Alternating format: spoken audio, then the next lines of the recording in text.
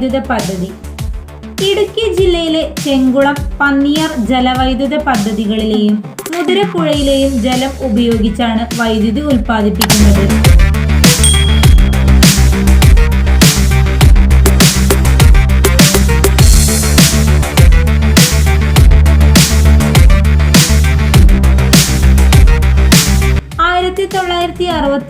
ഉദ്ഘാടനം ചെയ്തു പ്രവർത്തനം തുടങ്ങി.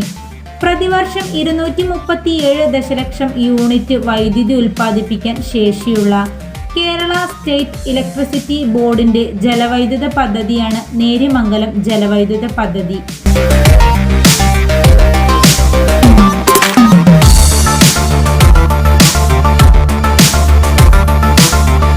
62.65 മെഗാവാട്ടാണ് ഇതിന്റെ ഉൽപാദന ശേഷി.